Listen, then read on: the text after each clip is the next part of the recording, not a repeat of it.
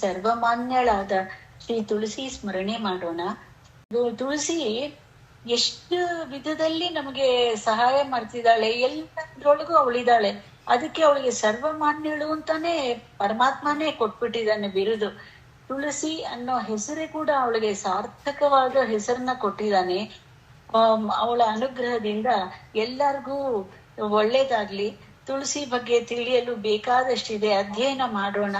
ನನಗೆ ತಿಳಿದಷ್ಟು ಮಟ್ಟಿಗೆ ನಾನು ಒಂದು ಇದನ್ನ ಹೇಳೋಣ ಅಂತ ಬಂದಿದ್ದೀನಿ. ನನ್ನ ಹೆಸರು ವೀಣಾ ರಾಮ್ ಪ್ರಸಾದ್ ಅಂತ. ನಾನು ಹರಿದಾಸ ಸಾಹಿತ್ಯ ವಿದ್ಯಾಲಯದಿಂದ ಬಂದಿದ್ದೀನಿ. ನಮ್ಮ ಗುರುಗಳು ಹರ್ತಿ ಪ್ರಹ್ಲಾದ್ ಅನ್ನೋರು. ಇದಿಷ್ಟೇ ನನ್ನ ಪರಿಚಯ. ಇಷ್ಟು.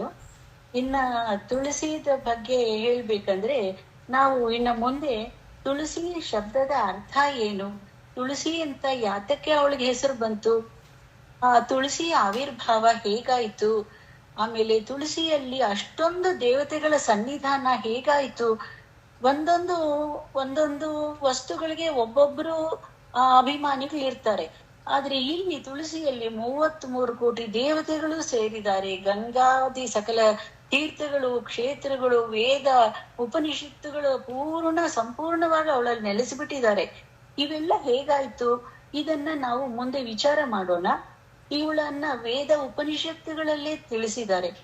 ತುಳಸಿ ಅನ್ನೋ ಒಂದು ಉಪನಿಷತ್ತಿದೆ. ಅದು ನಮಗೆ ಇದುವರೆಗೂ ನಮ್ಗೆ ಏನೂ ಗೊತ್ತಿಲ್ಲ.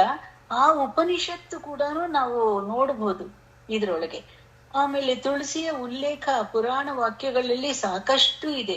ಪದ್ಮ ಪುರಾಣ, ಸ್ಕಂದ ಪುರಾಣ, ಇಂತಹ ಬ್ರಹ್ಮ ಪುರಾಣಗಳಲ್ಲಿ ತುಂಬಾ ಹೊಗಳಿದ್ದಾರೆ ಅವಳನ್ನ. ದೇವಾನ್ ದೇವತೆಗಳಿಂದ ಪೂಜಿಸಲ್ಪಟ್ಟಿದ್ದಾಳೆ. ದೇವತೆಗಳು ಅವರವರ ಒಂದು ಪಟ್ಟಕ್ಕೆ ಹೋಗೋದಕ್ಕೆ ಎಲ್ಲದಕ್ಕೂ ಇವಳೇ ಸಹಕಾರಿ. ಇವಳನ್ನ ಪೂಜೆ ಮಾಡಿರೋರು ಎಷ್ಟು ದೇವತೆಗಳು ಪೂಜೆ ಮಾಡಿದ್ದಾರೆ, ಇದನ್ನ ನಾವು ತಿಳಿಯೋಣ ಇವಾಗ. ತುಳಸಿ ಪೂಜೆಯ ವಿಶೇಷತೆ ಏನು? ಈಗ ಕಾರ್ತಿಕ್ ಮಾಸ ಬರುತ್ತೆ, ಬೆಳಗಾಗೆದ್ದು ಪೂಜೆ ಮಾಡ್ತೀವಿ, ತುಳಸಿ ಪೂಜೆ. ಇದೆಲ್ಲ ತಿಳ್ಕೊಂಡು ನಾವು ಮನಸ್ಸಿನಲ್ಲಿ ಇಟ್ಕೊಂಡು ದೀಪ ಹಚ್ಚಬೇಕು. ಆವಾಗ ತುಂಬಾ ನಮ್ಗೆ ಆನಂದದಾಯಕವಾಗಿರುತ್ತೆ. ಪರಮಾತ್ಮನಿಗೆ ಅದು ಪ್ರೀತಿ ಕೂಡ. ಈ ಒಂದು ಸಂದರ್ಭನ ನಾವು ಕಳ್ಕೋಬಾರ್ದು. ಇದನ್ನ ತಿಳ್ಕೊಂಡು ಮಾಡುವಂತ ಒಂದು ಶ್ರದ್ಧೆನ ಬೆಳೆಸ್ಕೊಳ್ಬೇಕು ಅಂತ ನನ್ನ ಒಂದು ಇದು ಕಳಕಳಿಯ ಪ್ರಾರ್ಥನೆ ಅಷ್ಟೆ. ಧಾತ್ರಿ ಹವನ ಏನಕ್ಕೆ ಮಾಡ್ತಾರೆ? ತುಳಸಿ ಮೃತ್ತಿಕಾ ಧಾರಣೆ, ಕಲಿ ನಿವಾರಕ. ಅಷ್ಟು ನಮಗೆ ಬೆಳಗಾಗೆದ್ದು ಮೈ ತೊಳ್ಕೊಂಡು ಮೃತ್ತಿಕೆನ ಒಂದು ಸಣ್ಣ ಇದರಲ್ಲಿ ನಾವು ಹಚ್ಕೊಂಡ್ರೆ ಕಲಿ ನಿವಾರಣ ಆಗತ್ತೆ. ಮುಂದೆ ನಮ್ಗೆ ಪುಣ್ಯ, ಒಂದು ಪಾಪ ನಶಿಸಿ ಹೋಗಿ ಪುಣ್ಯವನ್ನ ಕೊಟ್ಟು ಇನ್ನೂ ಭಗವಂತನ ಸ್ಮರಣೆ ನಮ್ಮಿಂದ ತುಂಬಾ ಮಾಡಿಸ್ತಾನೆ ಅವನು. ಆ ಒಂದು ತಾಯಿಯ ಒಂದು ಕೃಪೆ ನಮ್ಮಲ್ಲಿ ಇರ್ಬೇಕು ಅಂತ ಅದು. ನಮ್ಮ ಭಾರತೀಯ ಧರ್ಮದಲ್ಲಿ ತುಳಸಿ ಬಗ್ಗೆ ಭಾರತೀಯ ಧರ್ಮದಲ್ಲಿ ಪ್ರತಿಯೊಂದು ಪ್ರಾಣಿ ಪಕ್ಷಿ ಎಲ್ಲದಕ್ಕೂ ನಾವು ಒಂದು ಸ್ಥಾನ ಕೊಟ್ಟಿದೀವಿ. ಅದೇ ರೀತಿ ಎಷ್ಟು ತುಳಸಿಗೂ ಕೂಡ ಯಾವ ರೀತಿ ಇದೆ ಅಂತ ಮುಂದೆ ತಿಳ್ಕೊಳ್ಳೋಣ. ತುಳಸಿಯ ಕಾಷ್ಟ ಚಂದನ, ಈ ಅದರದ ಒಂದು ವೈಭವನ ತಿಳ್ಕೊಳ್ಳೋಣ. ತುಳಸಿ ಸ್ತೋತ್ರಗಳಿದೆ. ಎಲ್ಲ ಹರಿದಾಸರುಗಳ ಸ್ತೋತ್ರವನ್ನ ವೀಕ್ಷಿಸೋಣ. ತಿಳಿದ ಮಟ್ಟಿಗೆ ಸ್ವಲ್ಪ ಮಟ್ಟಿಗೆ ನಾನು ಅದರ ಬಗ್ಗೆ ವಿಚಾರಣೆ ಮಾಡಬಹುದು. ಆಮೇಲೆ ತುಳಸಿ ಕವಚ ಇದೆ. ತುಳಸಿಯೇ ಸ್ವತಃ ವಿಷ್ಣುವನ್ನ ಪ್ರಾರ್ಥನೆ ಮಾಡಿರೋ ಒಂದು ಸ್ತೋತ್ರ ಇದೆ. ನಮಗೆ ಇದು ಗೊತ್ತೇ ಇರಲಿಲ್ಲ. ಎಲ್ಲಾ ಸ್ತೋತ್ರಗಳನ್ನು ಮಾಡ್ತೀವಿ, ತುಳಸಿ ಸ್ತೋತ್ರ ಎಲ್ಲಾ ದಾಸರಿಂದಾನು ಕೇಳಿದೀವಿ. ಸ್ವತಃ ತುಳಸಿ ಶ್ರೀ ವಿಷ್ಣುವನ್ನ ಪ್ರಾರ್ಥನೆ ಮಾಡಿದಾಳೆ ಅಂದ್ರೆ ಬಹಳ ಮನಸ್ಸಿಗೆ ಸಂತೋಷ ಆಗತ್ತೆ.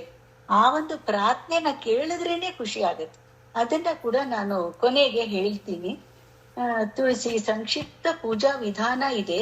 ಯಾವ ರೀತಿ ತುಳಸಿನ ಷೋಡಶೋಪಚಾರಗಳಿಂದ ಪೂಜೆ ಮಾಡಬಹುದು, ಇದೆಲ್ಲ ಇದೆ. ಮುಂದೆ ನೋಡೋಣ. ತುಳಸಿನ ಕೆಲವು ವಿಧಾನಗಳಿಂದಾನೇ ಪೂಜೆ ಮಾಡ್ಬೇಕು, ನೋಡ್ಬೇಕು. ಅವಳಿಗೆ ಯಾವ ರೀತಿ ಅಪಚಾರನೂ ಆಗ್ಬಾರ್ದು. ಯಾತಕ್ಕೆ ಅಂದ್ರೆ ಅವಳಲ್ಲಿ ಅಷ್ಟು ಸಕಲ ದೇವತೆಗಳು ನೆಲೆಸಿರೋವಾಗ ತುಳಸಿಗೆ ಒಂದು ಚೂರು ಅಪಚಾರ ಆದ್ರೂ ಎಲ್ಲ ದೇವತೆಗಳು ನೊಂದ್ಕೋತಾರೆ. ಕೊನೆಗೆ ಅಲ್ಲಿರೋ ಮಹಾಲಕ್ಷ್ಮಿಯ ಸನ್ನಿಧಾನ ಅವಳಲ್ಲಿ ಇರುತ್ತೆ. ಅದನ್ನ ತಿಳಿಯೋಣ. ಅವಳು ಕೂಡ ನೊಂದ್ಕೋತಾಳೆ. ಆದ್ರಿಂದ ಪೂಜೆ ಮಾಡೋದು ಒಂದ್ ಕಡೆ ಆದ್ರೆ ಅವಳಿಗೆ ಅಪಚಾರವಾಗದಂತೆ ನಾವು ನೋಡ್ಕೋಬೇಕು. ಅದು ನಮ್ಮ ಹೊಣೆ. ಹಾಗಾಗಿ ಯಾವುದೇ ಒಂದು ಕೆಟ್ಟ ನೆರಳಾಗ್ಲಿ, ಇದು ನಿಮಗ್ ಗೊತ್ತೇ ಇದೆ, ಒಂದು ಚೂರು ಕೆಟ್ಟ ನೆರಳು ಬಿದ್ದರೂ ಕೂಡ ತುಳಸಿ ಬಾಡೋಗ್ತಾಳೆ. ಬೇರೆ ಯಾವ ವೃಕ್ಷಗಳಾಗ್ಲಿ, ಒಂದು ಪತ್ರಗಳಾಗ್ಲಿ, ಯಾವುದಕ್ಕೂ ಇಷ್ಟು ಇದು ಇಲ್ಲ, ಈ ತರ ಒಂದು ಸೂಕ್ಷ್ಮತೆ ಇಲ್ಲ. ಆದರೆ ತುಳಸಿಗೆ ಬಹಳ ಸೂಕ್ಷ್ಮತೆ.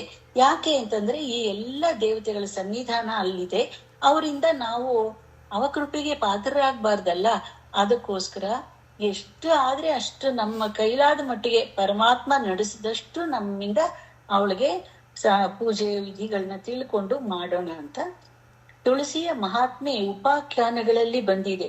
ಅವಳ ಒಂದು ಪ್ರತಿಯೊಂದು ಜನ್ಮಗಳಲ್ಲೂ ಕೂಡ ಯಾವ ರೀತಿ ಬಂದ್ಲು, ಯಾವ ರೀತಿ ಅವಳು ಹರಿಯ ಪ್ರಾರ್ಥನೆ ಮಾಡೋದು, ಯಾವ ರೀತಿ ಅವನನ್ನು ಉಪಾಸನೆ ಮಾಡೋದು, ಇವೆಲ್ಲ ಉಪಾಖ್ಯಾನಗಳಲ್ಲಿದೆ.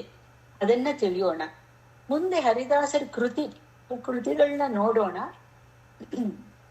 ಹರಿದಾಸಿನಿಯರಾದ ಅಂಬಾಬಾಯಿ, ತುಳಸಿಬಾಯಿಯರು ಕೂಡ, ಓರ್ವಾಯಿ, ಲಕ್ಷ್ಮೀದೇವಿ, ಇವರೆಲ್ಲ ಬಹಳ ಚೆನ್ನಾಗಿ ತುಳಸಿನ ವರ್ಣನೆ ಮಾಡಿದ್ದಾರೆ. ಅವೆಲ್ಲ ಮುಂದೆ ತಿಳಿಯೋಣ. ಅದ್ವೈತಿಗಳು ಕೂಡ ತುಳಸಿಯನ್ನ ಪೂಜೆ ಮಾಡಿದ್ದಾರೆ, ಪೂಜೆ ಮಾಡಿ ರಚನೆಗಳು ಮಾಡಿದ್ದಾರೆ. ಇದನ್ನ ತಿಳಿಯೋಣ. ದೀಕ್ಷಿತರು, ಅಸುರಿ ರಾಮಸ್ವಾಮಿ ದಾಸರು, ತ್ಯಾಗರಾಜರು ಕೂಡ ತುಳಸಿ ಕೀರ್ತನೆಗಳನ್ನ ಮಾಡಿದ್ದಾರೆ. ಬಹಳ ಚೆನ್ನಾಗಿದೆ. ಅವೆಲ್ಲ ನಾವು ತಿಳ್ಕೊಳ್ಳೋದಕ್ಕೆ ತುಂಬಾ ಚೆನ್ನಾಗಿದೆ, ಕಲ್ತ್ಕೊಂಡು ಹೇಳ್ಕೋಬಹುದು. ಕೃಷ್ಣ ಭಕ್ತಿನಲ್ಲಿ ಶ್ರೀ ತುಳಸಿ ಯಾವ ಪಾತ್ರನ ತಗೊಂಡಿದ್ದಾಳೆ? ರಾಧಾ ಅಂತ ಕರಿತೀವಿ ಕೃಷ್ಣನ ಇದರೊಳಗೆ. ಅವಳು ತುಳಸಿ ಯಾರು ಅದರಲ್ಲಿ? ಇಷ್ಟೆಲ್ಲ ಇದೆ ನೋಡು ನಾವು ತಿಳ್ಕೊಳಕ್ಕೆ. ಕೊನೆಗೆ ಔಷಧೀಯ ಸಸ್ಯವಾಗಿ ಇವಳು ಇದ್ದಾಳೆ. ಎಲ್ಲದಕ್ಕಿಂತ ಮುಖ್ಯವಾಗಿ ಔಷಧೀಯ ಸಸ್ಯ ಇವಳು. ಇವಳನ್ನ ನಾವು ಪೂಜೆ ಮಾಡಿದ್ರೆ ಸಾಕು, ನಮ್ಮ ರೋಗಗಳೆಲ್ಲ ವಾಸಿ ಆಗ್ಬಿಡತ್ತೆ. ಆದ್ರೆ ನಿಷ್ಠೆ, ಒಂದು ಪ್ರೀತಿ, ಭಕ್ತಿಯಿಂದ ಪೂಜೆ ಮಾಡಿದ್ರೆ ಶ್ರೀಹರಿನೇ ಒಲಿದು ಎಲ್ಲ ರೋಗಗಳನ್ನು ವಾಸಿ ಮಾಡ್ತಾನೆ ನಮ್ಗೆ ಅನ್ನೋದು ವಿದಿತವಾಗಿದೆ. ಎಲ್ಲರಿಗೂ ತಿಳಿದ ಒಂದು ಸಮಾಚಾರನೇ ಅದು. ಆಯುರ್ವೇದದಲ್ಲಿ ತುಳಸಿಯ ಬಳಕೆ ಎಷ್ಟರ ಮಟ್ಟಿಗೆ ಇದೆ ಇದನ್ನ ಕೂಡ ನಾವು ನೋಡ್ಬೋದು. ಈಗ ತಾನೇ ಉಡುಪಿಯೊಳಗೆ ಪ್ರತಿದಿನ ಒಂದು ಸುಮಾರು ಎಕರೆಯಷ್ಟು ತುಳಸಿಯನ್ನ ಬೆಳೆಸಿ ಅವಳನ್ನ ಪರಿಶುದ್ಧವಾಗಿ ಕಾಪಾಡಿಕೊಂಡು ಅದನ್ನ ತುಳಸಿ ಚಯನ ಮಾಡ್ತಾರೆ. ತುಳಸಿ ಬಿಡಿಸೋದು ಅನ್ನೋಕ್ಕಿಂತ ತುಳಸಿ ಚಯನ ಅಂತಾನೆ ಹೇಳ್ಬೇಕು. ತುಳಸಿ ಹರಿಯೋದು ಅಂತ ಹೇಳ್ತಾರೆ, ಅದು ಹೇಳ್ಬಾರ್ದು. ತುಳಸಿ ಚಯನ ಅಂತಾನೆ ಹೇಳ್ಬೇಕು. ಆ ಚಯನದಿಂದ ದೊಡ್ಡ ದೊಡ್ಡ ಜ್ಞಾನಿಗಳು ಹೇಳ್ತಾರೆ, ಒಂದು ದಿನಕ್ಕೆ ಶ್ರೀಗಳವರು 1,00,000 ತುಳಸಿ ಪುಷ್ಪಾರ್ಚನೆ ಮಾಡ್ತಾರೆ. ತುಳಸಿ ಪುಷ್ಪ ಅದನ್ನ ಅರ್ಚನೆ ಮಾಡಿ ಆ ತುಳಸಿನ ಏನ್ ಮಾಡ್ತಾರೆ? ಅಷ್ಟೊಂದು ಒಂದು ದಿನಕ್ಕೆ ಬಂದು ತುಳಸಿ 1,00,000 ತುಳಸಿ ಬಂದ್ರೆ ಏನ್ ಮಾಡ್ತಾರೆ? ಅದನ್ನ ಆಯುರ್ವೇದ ವಿಜ್ಞಾನ ಕಳಿಸಿ ಅದನ್ನ ಔಷಧಿಗೆ ಉಪಯೋಗಿಸ್ತಾ ಇದ್ದಾರೆ. ಇಷ್ಟೊಂದು ಒಳ್ಳೆ ಮಹತ್ವ ಇರುವಂತ ತುಳಸಿ ಬಗ್ಗೆ ನಾವು ತಿಳ್ಕೊಳ್ಳೋಣ. ಕೊನೆಗೆ ಔಷಧೀಯ ಸಸ್ಯ ಆಯುರ್ವೇದದಲ್ಲಿ ಕೂಡ ತುಳಸಿನ ಮಾಡ್ತಾರೆ. ತುಳಸಿಯ ಅನೇಕ ನಾಮಗಳಿದೆ. ನಾವು ಆ ನಾಮಗಳನ್ನ ನೋಡಿದ್ರೆ ಲಕ್ಷ್ಮಿಯ ಹೆಸರನ್ನೇ ನೋಡ್ದಂಗ ಆಗತ್ತೆ. ಬೇರೆ ಯಾವುದು ಅಲ್ಲ, ಲಕ್ಷ್ಮಿಯ ಹೆಸರನ್ನೇ ತುಳಸಿಗೆ ಹೊಂದಿಸಿ ಎಲ್ಲಾ ದಾಸರುಗಳು ತುಳಸಿಯ ಕೊಂಡಾಡಿದ್ದಾರೆ. ಹೀಗೆ ಇದೆ. ಮುಂದೆ ನಾವು ತುಳಸಿಯ ಆವಿರ್ಭಾವ ಹೇಗಾಯ್ತು, ತುಳಸಿ ಶಬ್ದ ಯಾಕೆ ಬಂತು? ತುಳಸಿ ಶಬ್ದ, ತುಳಸಿ ಅಂದ್ರೆ ತುಲನಾರಹಿತಳು. ತುಲನಾರಹಿತಳಾದ ಅವಳನ್ನ ಪರಮಾತ್ಮನೇ ಯಾವ ರೀತಿ ಅವಳಿಗೆ ತುಳಸಿ ಅನ್ನೋ ಹೆಸರು ಕೊಟ್ಟ, ಒಂದು ಇದನ್ನ ತಿಳ್ಕೊಳ್ಳೋಣ. ಇವಾಗ ತುಳಸಿ ಸಮುದ್ರ ಮಥನ ಕಾಲದಲ್ಲಿ ಅನೇಕ ವಸ್ತುಗಳು ಬಂದವು, ಸಮುದ್ರದಿಂದ ಹುಟ್ಟುದು.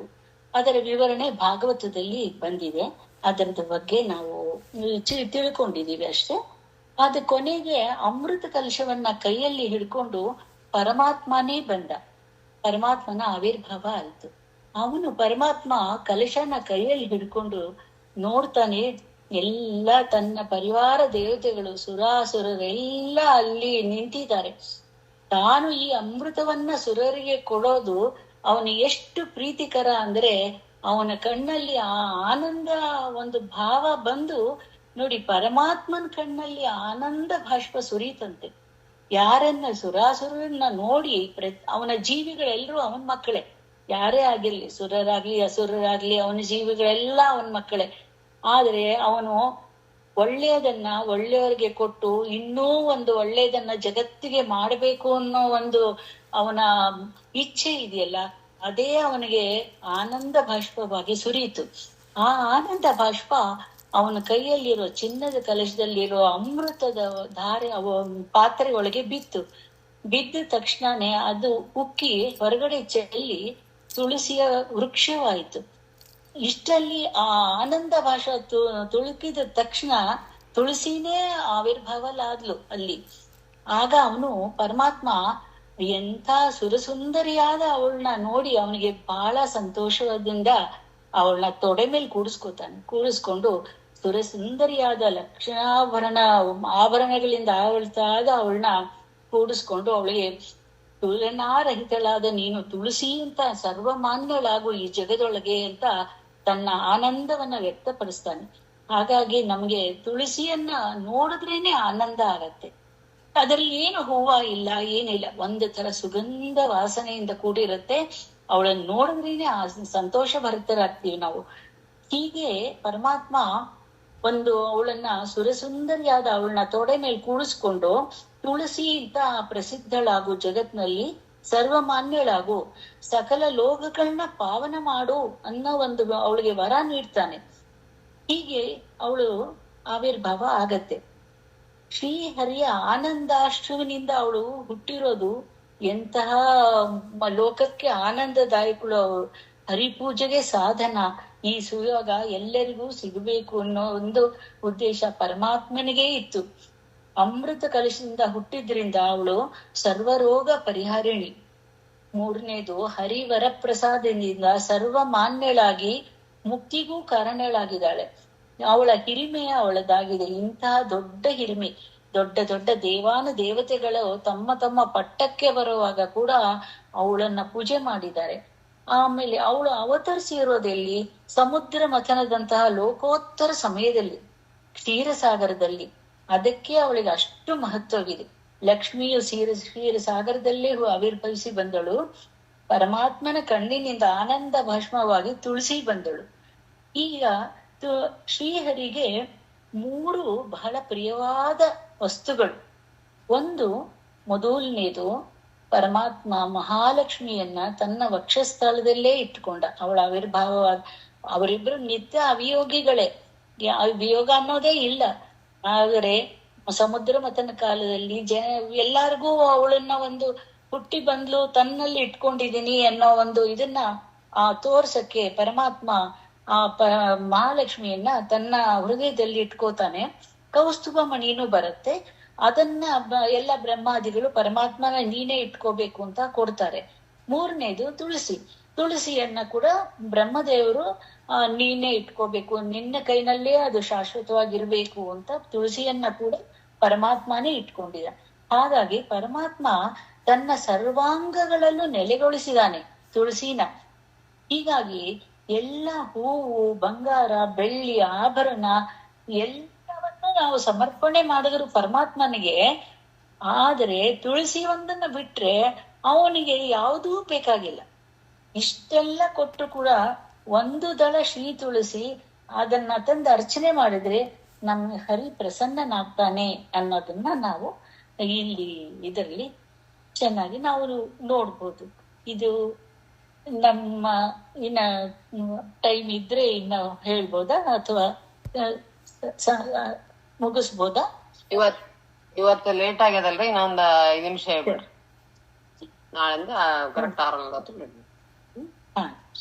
ಈಗ ಸಾಲಿಗ್ರಾಮದಲ್ಲಿ ಹೇಗೆ ಪರಮಾತ್ಮನ ನಿತ್ಯ ಸನ್ನಿಧಾನ ಇರುತ್ತೋ ಅದೇ ರೀತಿ ತುಳಸಿಯಲ್ಲಿ ಲಕ್ಷ್ಮಿಯ ಸನ್ನಿಧಾನ ಇರುತ್ತೆ.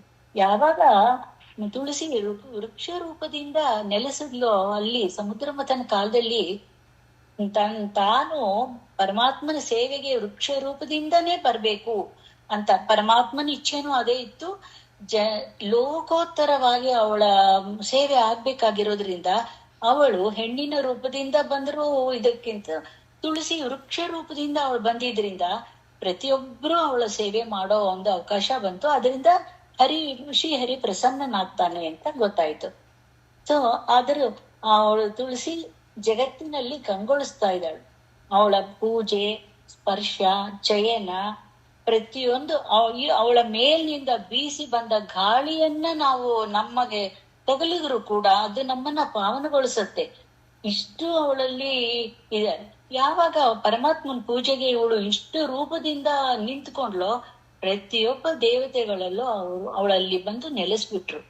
ಎಲ್ಲಾ ದೇವತೆಗಳು ಅವಳ ಬುಡದಲ್ಲಿ, ತೀರ್ಥಗಳು ಮಧ್ಯದಲ್ಲಿ, ವೇದ ಉಪನಿಷತ್ತುಗಳು ಅವಳ ಎಲೆಗಳಲ್ಲಿ, ಪ್ರತಿಯೊಂದು ಅವಳ ಸರ್ವಾಂಗಗಳಲ್ಲಿ ಎಲ್ಲಾದರೂ ಬಂದು ನೆಲೆಸಿದ್ರು.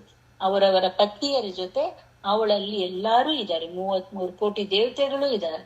ತೀರ ಗಂಗಾದಿ ಸಕಲ ತೀರ್ಥಗಳು ಅಲ್ಲಿವೆ, ತುಳಸಿಯಲ್ಲೇ ಇದೆ. ಪರಮಾತ್ಮನಿಗೆ ಪ್ರೀತಿಕರವಾದ ಅವಳ ಪೂಜೆನ ಅದಕ್ಕೆ ನಾವು ಅಷ್ಟು ಎಚ್ಚರಿಕೆಯಿಂದ ಮಾಡಿ ಪರಮಾತ್ಮನ ಒಂದು ಕರುಣೆನ ಪಡಿಬೇಕು. ಪರಮಾತ್ಮನಲ್ಲಿ ನಮಗ್ ಬೇಕಾಗಿರೋದು ಕರುಣೆ. ಅವನಲ್ಲಿ ಅನಂತ ಗುಣಪೂರ್ಣನಾದ ಪರಮಾತ್ಮನಲ್ಲಿ ನಮ್ಮಂತ ಪಾಮರ ಜೀವಿಗಳಿಗೆ ಬೇಕಾಗಿರೋದು ಕರುಣೆ ಒಂದೇ ಬೇಕು. ಅದಕ್ಕೋಸ್ಕರ ನಾವು ಆದಷ್ಟು ಈ ಒಂದು ಸಾಧನೆಯನ್ನ ನಮ್ಮಿಂದ ಪರಮಾತ್ಮ ಮಾಡಿಸ್ಲಿ ಅಂತ ಬೇಡ್ಕೋತಾ ಇದ್ದೀವಿ. ಇವತ್ತಿಗೆ ಇಷ್ಟು ನನ್ಗೆ ಹೇಳ್ತಾ ಇದೆ. ನಾಳೆಯಿಂದ ನಾನ್ ಸ್ವಲ್ಪ ಮುಂದುವರಿಸ್ಬೋದು. ದಯವಿಟ್ಟು ನಾನು ಮುಗಿಸ್ತಾ ಇದ್ದೀನಿ. ಹರೇ ಶ್ರೀನಿವಾಸ.